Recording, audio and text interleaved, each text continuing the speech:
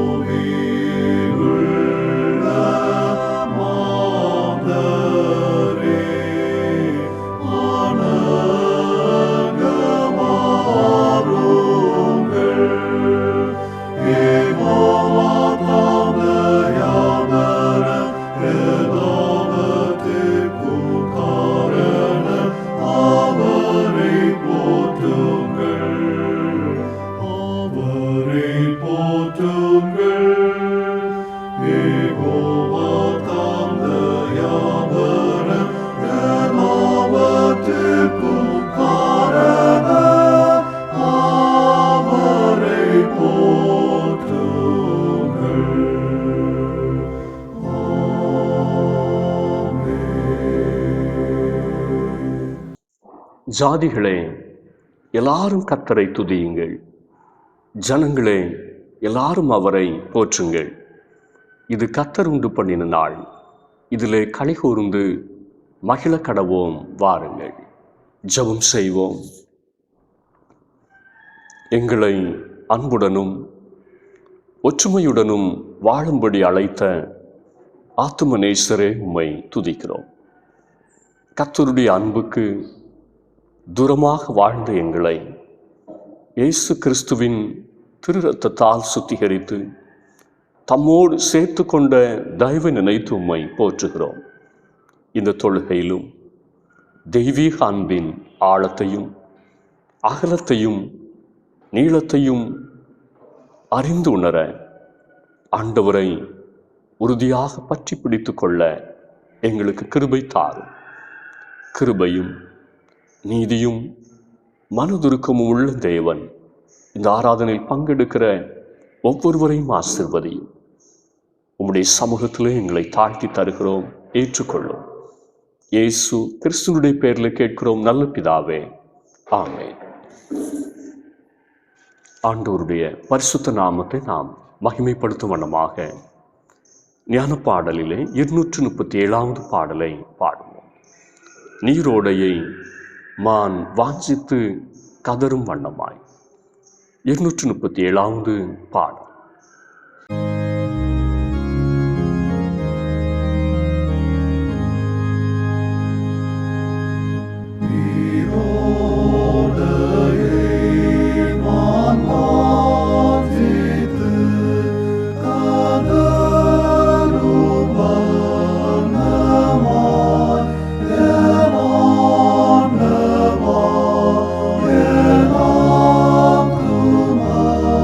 Oh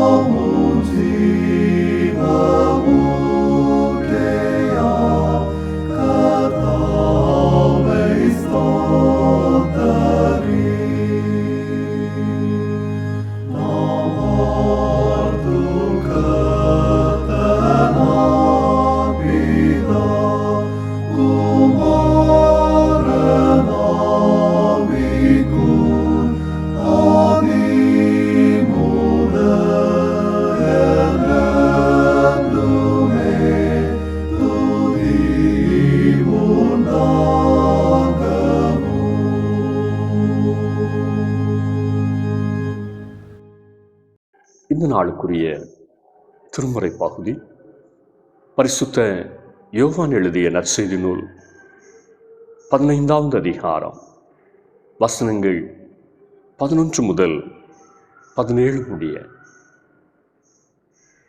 என்னுடைய சந்தோஷம் உங்களில் நிலைத்திருக்கும்படிக்கும் உங்கள் சந்தோஷம் நிறைவாயிருக்கும்படிக்கும் இவைகளை உங்களுக்கு சொன்னேன்.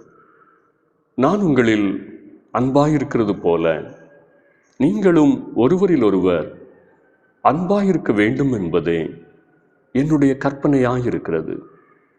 ஒருவன் தன் சிநேகிதருக்காக தன் ஜீவனை கொடுக்கிற அன்பிலும் அதிகமான அன்பு ஒருவரிடத்திலும் இல்லை. நான் உங்களுக்கு கற்பிக்கிற யாவையும் நீங்கள் செய்வீர்களானால் என் சிநேகிதராயிருப்பீர்கள். இனி நான் உங்களை ஊழியக்காரர் என்று சொல்லுகிறதில்லை. ஊழியக்காரன் தன் எஜமான் செய்கிறதை அறிய மாட்டான். நான் உங்களை சிநேகிதர் என்றேன். ஏனெனில் என் பிதாவினிடத்தில் நான் கேள்விப்பட்ட எல்லாவற்றையும் உங்களுக்கு அறிவித்தேன். நீங்கள் என்னை தெரிந்து கொள்ளவில்லை, நான் உங்களை தெரிந்து கொண்டேன். நீங்கள் என் நாமத்தினாலே பிதாவை கேட்டுக்கொள்வது எதுவோ அதை அவர் உங்களுக்கு கொடுக்கத்தக்கதாக நீங்கள் போய் கனி கொடுக்கும்படிக்கும் உங்கள் கனி நிலைத்திருக்கும்படிக்கும் நான் உங்களை ஏற்படுத்தினேன். நீங்கள் ஒருவரில் ஒருவர் அன்பாயிருக்க வேண்டும் என்றே இவைகளை உங்களுக்கு கற்பிக்கிறேன். இந்த நாளுக்குரிய திருமுறை பாடம் வாசித்தாயிற்று.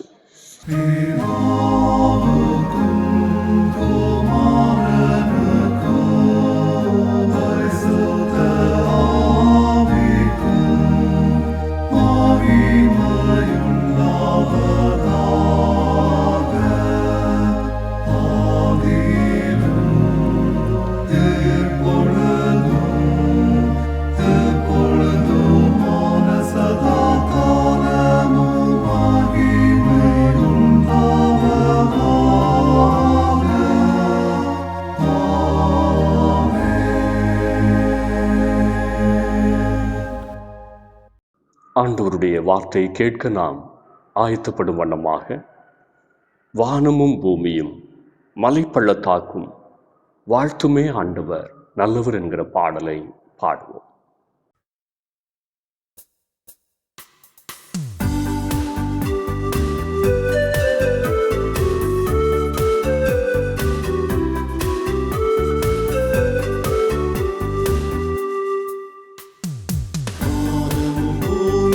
மலை பள்ளத்தாக்கும் வாழ்த்துமே ஆண்டவர் நல்லவர் வல்லவர்.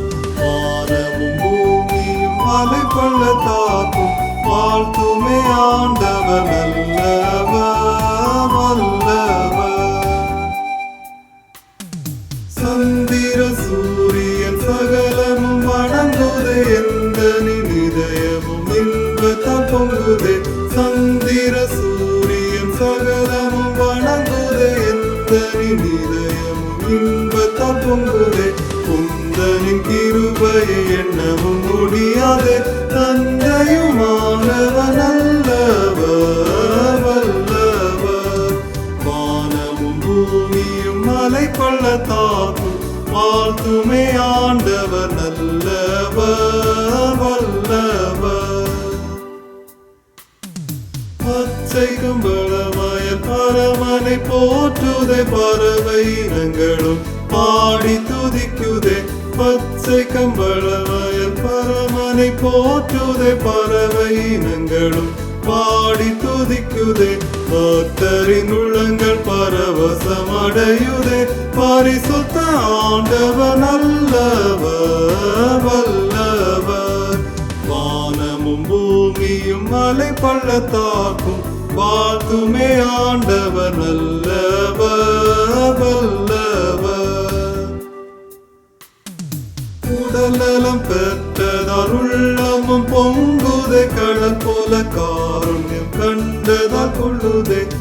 உடல் நலம் பெற்றதால் உள்ளமும் பொங்குதே, கடல் போல காருண்யம் கண்டதால் கொள்ளுதே, கடலில் இயேசுவின் பாதம் கழுவுதே, திடமான ஆண்டவர் நல்லவர் வல்லவர். வானமும் பூமியும் மலை பள்ளத்தாக்கும் வாழ்த்துமே ஆண்டவர் நல்லவர் வல்லவர். வானமும் பூமியும் மலை பள்ளத்தாக்கும் வாழ்த்துமே ஆண்டவர் நல்லவர் வல்லவர்.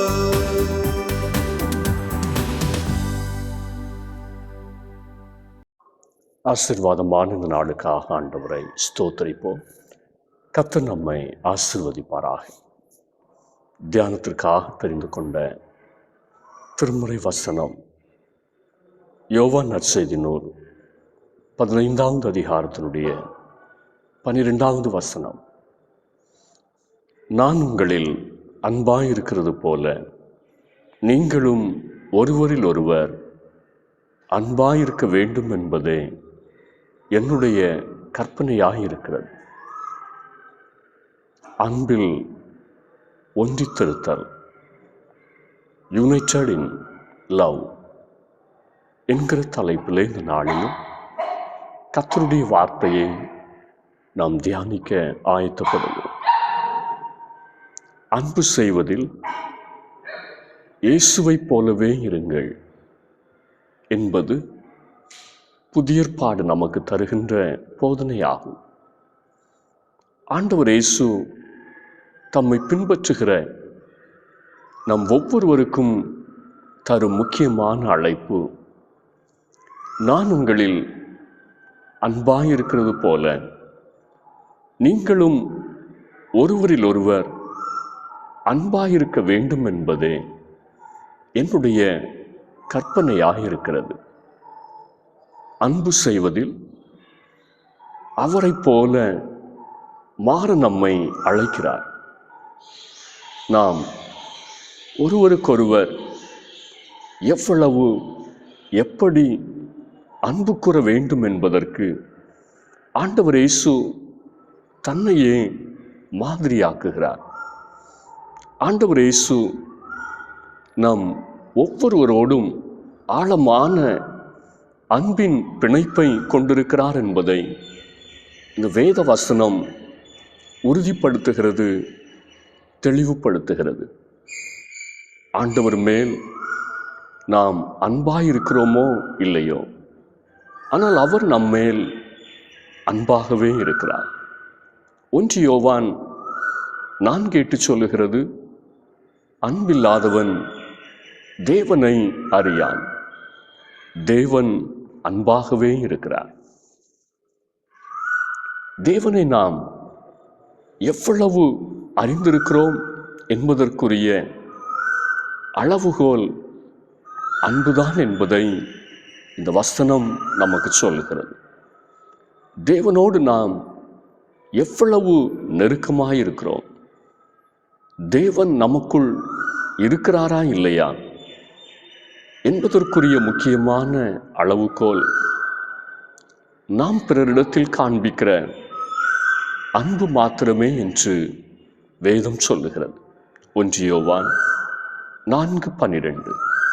நாம் ஒருவரிடத்தில் ஒருவர் அன்பு கூர்ந்தால் தேவன் நமக்குள் நிலைத்திருக்கிறார், அவருடைய அன்பும் நமக்குள் பூரணப்படும். உலகம் பறந்து விரிந்திருந்தாலும் அன்பிற்கு ஒரு பெரும் பஞ்சம், பற்றாக்குறை இன்று ஏற்பட்டிருக்கிறது. சொந்த தாயை நேசிக்க முடியவில்லை, சொந்த மனைவியை நேசிக்க முடியவில்லை, சொந்த கணவனை நேசிக்க முடியவில்லை, சொந்த சகோதரர்களை நேசிக்க முடியவில்லை. அன்பு தணிந்து போன ஒரு கடினமான காலகட்டத்திலே நாம் வாழ்ந்து கொண்டிருக்கிறோம்.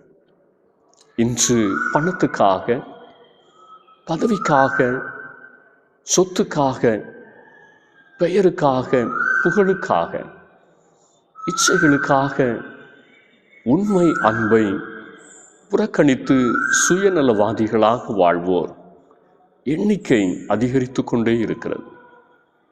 ஆனால் அன்பிற்கு இலக்கணமாக, அன்பின் திருவுருவமாக, அன்பு என்றால் என்ன என்று புரிந்து கொள்வதற்கு அன்பின் மாதிரியாக தேவகுமாரனாகிய ஆண்டவர் இயேசு இந்த உலகத்தில் நம்மைப் போலவே மனிதனாக வந்தார்.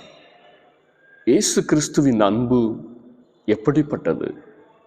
அவருடைய அன்பு ஈடு இணையற்றது, எந்த எதிர்பார்ப்பும் இல்லாதது, தாயின் அன்பை விட மேலானது, தன்னையே முற்றிலுமாய் தந்த அன்பு, தன் ஜீவனையே கொடுத்த அன்பு.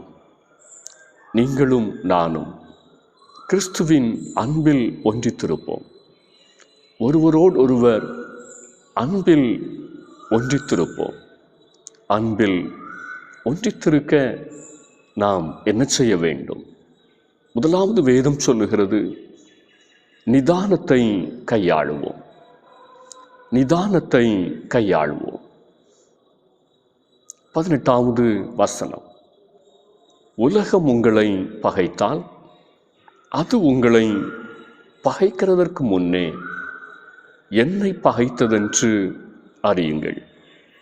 உலகம் அவசரப்படுகிற உலகம், ஆத்திரப்படுகிற உலகம், கண்மூடித்தனமாக செயல்படுகிற உலகம். அந்த உலகம் அன்பின் ஆண்டவரை பகைத்தது என்று இங்கே வேதம் சொல்லுகிறது.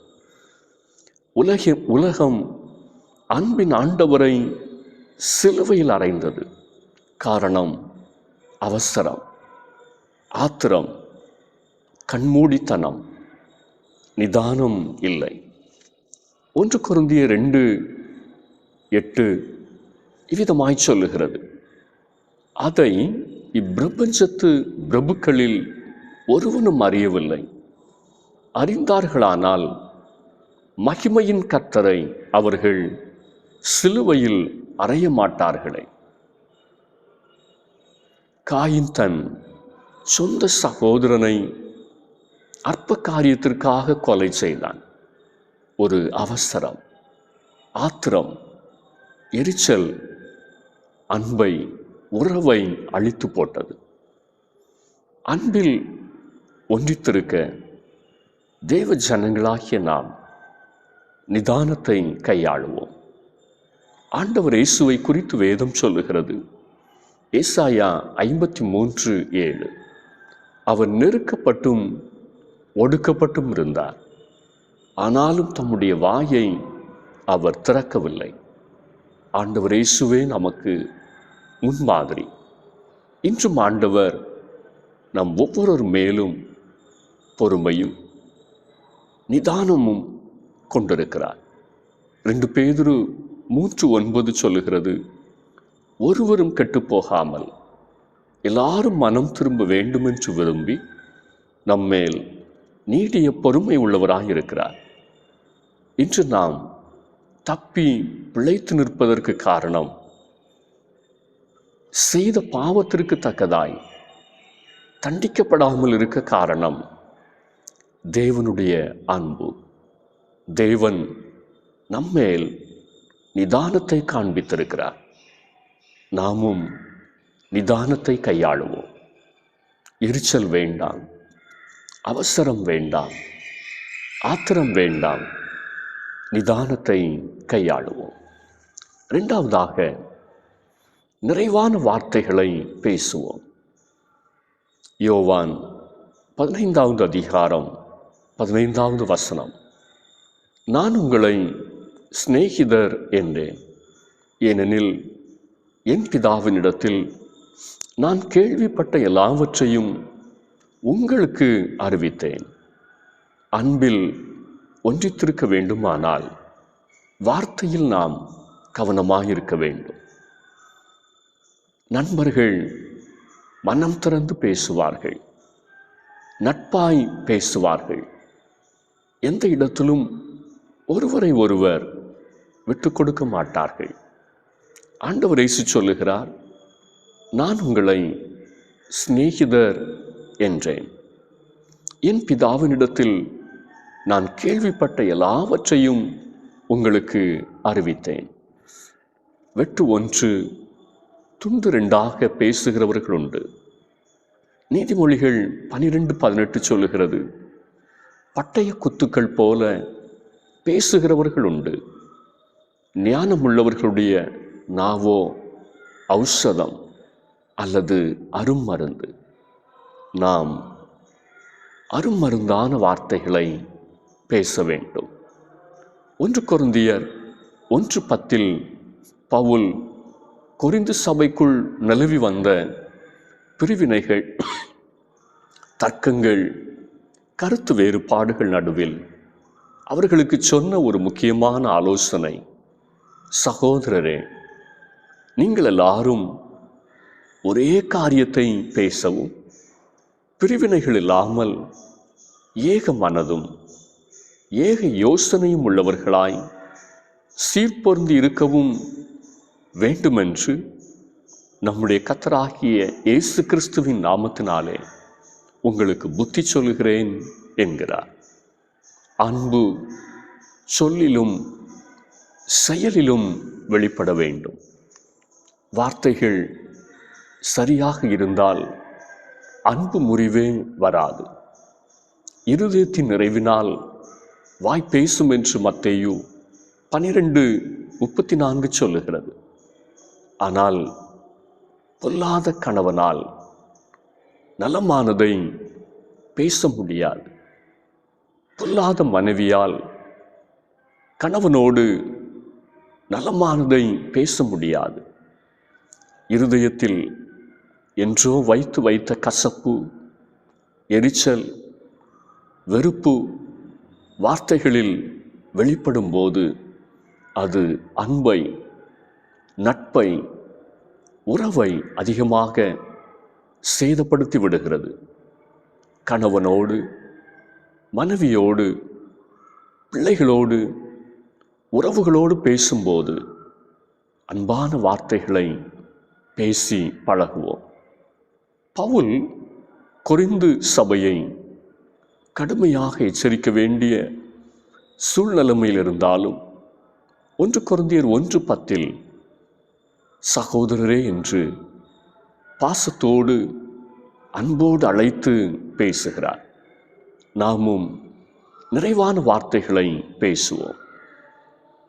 இன்று அப்பா அம்மாவோடு நிறைவான வார்த்தைகளை நாம் பேசுகிறோமா? அல்லது பேசாமல் இருந்து உயிரோடு அவர்களை கொல்லுகிறோமா? கணவனோடு, மனைவியோடு மன நிறைவாய் நாம் பேசுகிறோமா? அல்லது பேசாமல் இருந்து கொல்லுகிறோமா? நிறைவான வார்த்தைகளை பேசுவோம். கடைசியாக நிந்தனைகளை சகிப்போம். யோவான் 15:18 உலகம் உங்களை பகைத்தால், உலகம் உங்களிடத்தில் அன்பாயிருக்கும் என்று வேதம் சொல்லவில்லை. உலகம் உங்களை பகைக்கும், வெறுக்கும், காயப்படுத்தும், வேதனைப்படுத்தும், காரணமே இல்லாமல் கூட துன்பப்படுத்தும். காரணம், இந்த உலகம் ஆண்டவர் இயேசுவையே பகைத்தது, அன்பின் ஆண்டவரையே துன்புறுத்தியது. இன்றும் கிறிஸ்து இயேசுவுக்கு விரோதமாகவே இந்த உலகம் செயல்பட்டு கொண்டிருக்கிறது. எனவே உலகம் தேவ பிள்ளைகளையும் பகைக்கும். யோவான் 15:19 சொல்லுகிறது, இந்த உலகம் உங்களை நேசிக்காது. காரணம், நீங்கள் உலகத்தார் அல்ல, இந்த உலகத்திற்குரியவர்களும் அல்ல. உலகத்தோடு பாவத்தோடு ஒத்து வாழாததினாலே இந்த உலகம் உங்களை நிந்திக்கிறது. 1 பேதுரு 4:4 நீங்கள் தேவனால் தெரிந்து கொள்ளப்பட்டவர்கள், நீங்கள் வேறு பிரிக்கப்பட்டவர்கள், வேறுபட்டு வாழ வேண்டியவர்கள், கிறிஸ்து இயேசுவின் அன்பை வெளிப்படுத்த தெரிந்து கொள்ளப்பட்டவர்கள். கிறிஸ்து இயேசுவின் அன்பிற்கு பாத்திரமாக வாழ தெரிந்து கொள்ளப்பட்டவர்கள். எனவே நீங்களும் நானும் நிந்தனைகளை சகித்துதான் ஆக வேண்டும். பாடுகளை, கஷ்டங்களை பொறுத்து கொள்ளத்தான் வேண்டும். தேளின் சுவாபம் கொட்டுவது, அது கொட்டிக்கொண்டே தான் இருக்கும். தேவனுடைய பிள்ளைகளின் சுவாபம் சகிப்பதும் ஜெபிப்பதும் ஆகும். மத்தேயு 5:44 இயேசு சொன்னார், நான் உங்களுக்கு சொல்லுகிறேன், உங்கள் சத்துருக்களை சிநேகியுங்கள், உங்களை சபிக்கிறவர்களை ஆசீர்வதியுங்கள், உங்களை பகைக்கிறவர்களுக்கு நன்மை செய்யுங்கள், உங்களை நிந்திக்கிறவர்களுக்காகவும் உங்களை துன்பப்படுத்துகிறவர்களுக்காகவும் ஜெபம் பண்ணுங்கள். தேவனுடைய இந்த வசனத்தின்படி வாழ்ந்தால் அன்பில் ஒன்றித்திருக்க முடியும். உபாகமம் 4:1-2 வசனங்கள் சொல்லுகிறபடி வாக்குத்தத்தம் பண்ணப்பட்ட கானான் தேசத்திற்குள் செல்ல தேவ ஜனங்கள் தேவனுடைய வார்த்தையை கைக்கொள்ள வேண்டியது இருந்தது. கர்த்தர் நமக்கென்று வைத்திருக்கிற பரம கானானுக்குள் நாம் பிரவேசிக்க வேண்டுமானால் வேத வசனத்தின்படி வாழ வேண்டும். தேவ வசனத்தை கைக்கொள்ள வேண்டும். மனிதர்கள் தூண்டிவிடலாம், எரிகிற நெருப்பிற்கு எண்ணெய் ஊற்றலாம். தேவனுடைய பிள்ளைகளாகிய நாமோ நிந்தனைகளையும் கஷ்டங்களையும் சகிப்போம். கிறிஸ்து இயேசுவை நாம் கண்முன்னே நிறுத்திக் கொள்வோம். 1956 வருடம் ஜனவரி 8 ஈக்வேட்டார் நாட்டினுடைய ஏரியில் 5 உடல்கள் மிதந்து கொண்டிருந்தது. ஆக்கா பழங்குடியின மக்கள் மத்தியிலே மிஷனரி பணிக்காக சென்ற 5 அமெரிக்க மிஷனரிகளின் உடல்கள் அவை. அதன் பிறகு 2 வருடத்திற்கு அந்த இடத்துல எந்த மிஷனரியும் செல்லவில்லை. யாருமே அந்த பகுதிக்கு மிஷனரிகளாக செல்ல முன்வரவும் இல்லை. அதன் மத்தியிலே துணிச்சலாக ஒரு பெண்மணி தன் ஒரே மகளோடு அந்த இடத்திற்கு செல்ல முன் வந்தார். அவர்தான் கொல்லப்பட்ட மிஷனரிகளில் ஒருவருடைய துணைவியாரான எலிசபெத் எலியட். தன்னுடைய ஒரே மகளோடு மற்றொரு கொல்லப்பட்ட மிஷனரியினுடைய சகோதரியோடு அந்த இடத்திற்கு கர்த்தருடைய ஊழியத்தை செய்ய புறப்பட்டார். அநேகர் தடுத்து பார்த்தார்கள். ஆனால் ஆண்டவருடைய அழைப்பை உணர்ந்து அந்த மக்கள் மத்தியிலே ஊழியத்தை தொடர்ந்தார். திரளான ஜனங்கள் பாவ வாழ்க்கை விட்டு மனம் திரும்பினார்கள். அநேகர் ஆண்டவரை ஏற்றுக்கொண்டார்கள். குறிப்பாக இவர்களுடைய கணவனை மற்ற 4 மிஷனரிகளையும் கொன்ற கிமோ டயுயுவி என்ற 2 மனிதர்கள், அவர்களும் ஆண்டவரை ஏற்றுக்கொண்டு மனம் திரும்பினார்கள். இந்த மிஷனரி அவர்களை அமெரிக்கா தேசத்திற்கு அனுப்பி படிக்க வைத்து போதகராக பட்டம் பெற வைத்து அவர்களும் அதே இடத்திலே கர்த்தருடைய ஊழியத்தை செய்ய ஆரம்பித்தார்கள். என்ன ஒரு ஆச்சரியம் பாருங்கள். அந்த பகுதியிலே அந்த இன மக்கள் முற்றிலுமாக ஆண்டவர் இயேசுவை சொந்த இரட்சகராக ஏற்றுக்கொண்டார்கள். எந்த கசப்பும் வெறுப்பும் இல்லாதபடிக்கு அந்த மக்களுக்காகவே கணவனை கொன்ற மக்கள் மத்தியிலே தன்னை அர்ப்பணித்திருந்தார் அந்த மிஷனரி அவர்கள்.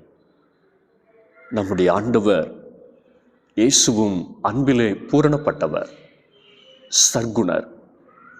இந்த உலகத்திலேயே விலை மதிக்க முடியாத அன்பு, பெரிய அன்பு, அதிக அன்பு எதுவென்றால் யோவான் 15:13 சொல்லுகிறது, தன் சிநேகிதனுக்காக ஜீவனை கொடுக்கிற அன்பு. ஆண்டவர் இயேசுவோ பாவிகளும் துரோகிகளும் விரோதிகளுமாயிருந்த நமக்காக தன் ஜீவனையே கொடுத்தார். எவ்வளவு பெரிய அன்பு! அந்த அன்பிற்கு நன்றி உள்ளவர்களாயிருப்போம். அந்த ஆண்டவர் நம்மை பார்த்து சொல்லுகிறார், நான் உங்களில் அன்பாயிருக்கிறது போல நீங்களும் ஒருவரில் ஒருவர் அன்பாயிருக்க வேண்டும் என்பதே என்னுடைய கற்பனையாயிருக்கிறது. இது வார்த்தைகளால் ஆண்டவர் நம் ஒவ்வொருவரையும் ஆசீர்வதிப்பாராக. ஆமென். ஆராதனைக்கு நிறைவு பாடலாக கீர்த்தனையிலே 366வது பாடலை பாடுவோம். ஆவி உடல் பொருள் அத்தனையும் உமக்காக படைக்கிறேன் ஆண்டவரே. 366வது கீர்த்தனை பாடல்.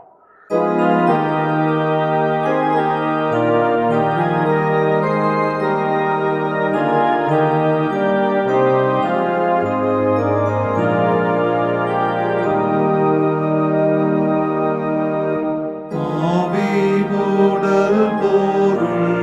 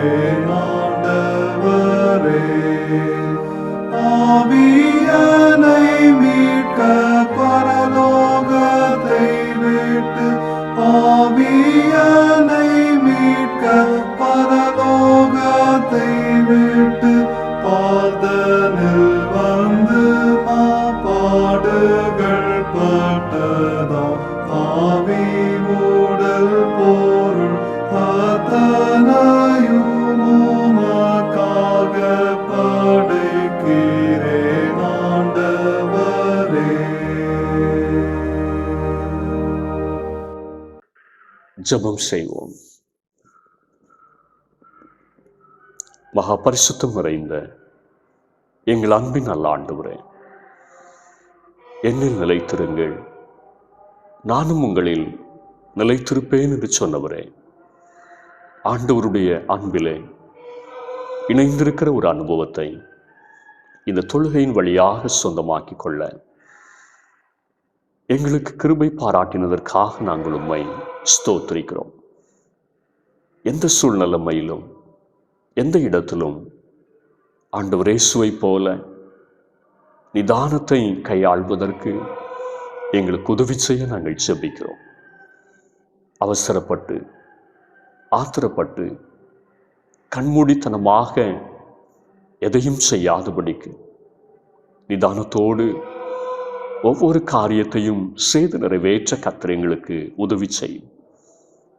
நிறைவான வார்த்தைகளை பேசி ஆண்டவருக்கு ஏற்ற பாதையிலே பிறரை உற்சாகப்படுத்த, எங்களுடைய சாட்சியை காத்துக்கொள்ள கர்த்தர் கிருபை பாராட்ட உம்மை நோக்கி நாங்கள் ஜெபிக்கிறோம். சொற்களின் மிகுதியில் பாவம் இல்லாமல் போகாது என்று வேதம் சொல்லுகிறது.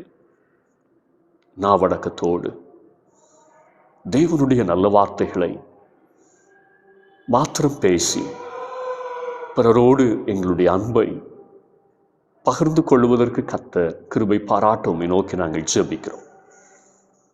இந்தனைகள் வாழ்க்கையிலே சூழுகிற பொழுது அவற்றை சகித்து முன்னோக்கி செல்லுகிற ஒரு அனுபவத்தை ஒவ்வொரு சூழ்நிலைமையிலும் எங்களுக்கு தாரும். எந்த இடத்திலும் நாங்கள் பிறரை அவமானப்படுத்துகிறவர்களாய், நிந்திக்கிறவர்களாய் எங்களுடைய காரியங்களை நாங்கள் செய்யாதபடிக்கு வேத வசனத்தின்படி எங்களை காத்துக்கொள்ள கர்த்தர் கிருபை பாராட்ட நாங்கள் ஜெபிக்கின்றோம். எந்த குடும்பங்களிலே அன்பு தாழ்ச்சி நிமித்தமாக பிரிவினைகளும் பிளவுகளும் பிரச்சனைகளும் சூழ்ந்திருக்கிறதோ, தேவன் தம்முடைய அன்பை தம்முடைய பிள்ளைகளுடைய இருதயங்களில் தந்து இன்று முதல் தம்முடைய பிள்ளைகள் சந்தோஷத்தோடு நட்பாய் வாழ்ந்திருக்க, ஐக்கியப்பட்டு வாழ்ந்திருக்க கிருபை பாராட்ட நாங்கள் ஜெபிக்கின்றோம். ஒவ்வொரு திருச்சபைகளுக்குள்ளும் அன்பின் ஆவியை கர்த்தர் ஊற்றுவீராக. எல்லா பிரிவினைகள், பிளவுகள், பாரபட்சங்கள் எல்லாம் சபைகளை விட்டு நீங்கி போகட்டும் என்று சொல்லி நாங்கள் ஜெபிக்கிறோம். ஒவ்வொரு திருச்சபைக்குள்ளும் ஒருமனப்பாடு உண்டாக கர்த்தர் கிருபை பாராட்ட வேண்டும் என்று சொல்லி ஜெபிக்கிறோம். அப்படியே கர்த்தர் தேசத்தை ஆசீர்வதியும். ஜாதி, மொழி, மதத்தின் அடிப்படையில் பிரிந்திருக்கிற தேசத்தினுடைய ஜனங்கள் இணைந்து வாழத்தக்கதான அன்பின் ஐக்கியத்தை தந்து ஆசீர்வதிக்க நாங்கள் ஜெபிக்கிறோம். தேசத்தை கர்த்தர் ஆசீர்வதிப்பீராக. இயற்கையினுடைய பேரழிவுகள், ஆபத்துக்கள் எல்லாவற்றுக்கும் விலக்கி காத்துக்கொள்ளும். நல்ல தலைவர்கள் எழும்பி தேசத்தை வழிநடத்தி செல்ல கர்த்தர் உதவி செய்யும். உலகம் முழுவதிலும் அமைதலான சூழ்நிலைமையை கர்த்தர் அருளி செய்வீராக. தேசங்களுக்கு இடையிலே சமாதானமான சூழ்நிலைமைகளை கர்த்தர் அருளி செய்ய உம்மை நோக்கி நாங்கள் ஜெபிக்கின்றோம். பருவ கால மாற்றங்கள் மத்தியிலும் தேவன் தேசங்களை பாதுகாத்து கொள்ள உம்மை நோக்கி ஜெபிக்கிறோம். ஊழியங்களுக்காக ஜெபிக்கிறோம். கர்த்தருடைய நல்ல பணிவிடையிலே தங்களை அர்ப்பணித்திருக்கிற தேவ பிள்ளைகளை கர்த்தர் எடுத்து பயன்படுத்துவீராக. எங்களுடைய பேராயருக்காக, பேராயத்திற்காக, பேராய தலைவர்களுக்காக ஜெபிக்கிறோம்.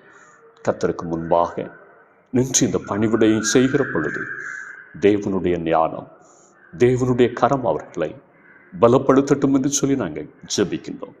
உம்முடைய கரம் தொடர்ந்தும் ஆசீர்வதிக்கட்டும் என்று சொல்லி நாங்கள் ஜெபிக்கிறோம் சுவாமி.